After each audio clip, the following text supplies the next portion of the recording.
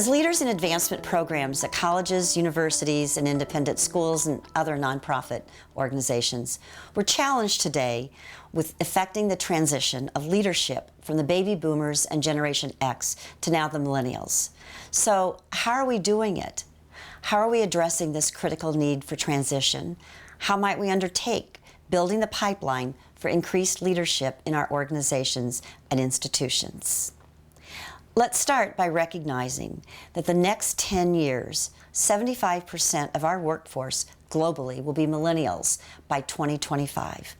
Deloitte has undertaken a series of studies to better understand this group of individuals, and here's some of what they've learned.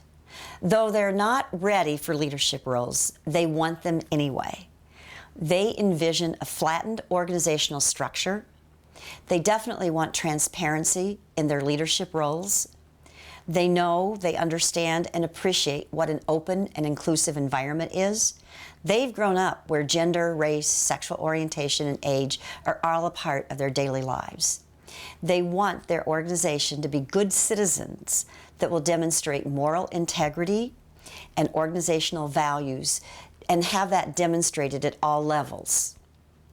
Further, though they're not the same, they do share some common themes about organizations and how leadership can best be transformed into creating more innovative and structural changes for the better. They see their leadership as more expansive, less hierarchical. They challenge traditional practices and will disrupt leadership that has become established and some might say entrenched in order for them to inspire others, make a difference, and lead more than with the bottom line in focus. Deloitte's survey found 47% of these individuals indicated that they feel motivated to empower others. Their focus is not on the customary issues of money and recognition. When asked about areas of importance for them in developing their leadership, millennials identified several. Soft skills training with an emphasis on communication and relationship building.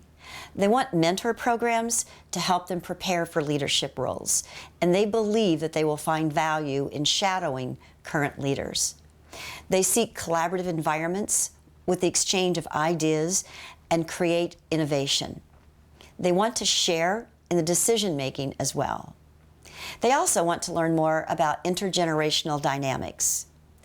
They believe that they can strengthen in working together, and they clearly want to know and understand the big picture. Further, in Boston College's Center for Work and Family, we find that this generation is the most educated, the most diverse, and the most technologically savvy of any generation heretofore. They're focused on meaningful work and a sense of accomplishment, not necessarily high salaries and high levels of responsibility. Work-life balance for them is extremely strong. Given this background on millennials and leadership, we then learned from Deloitte study that only 20% of our organizations identified millennial leadership as a segment for developing such skills.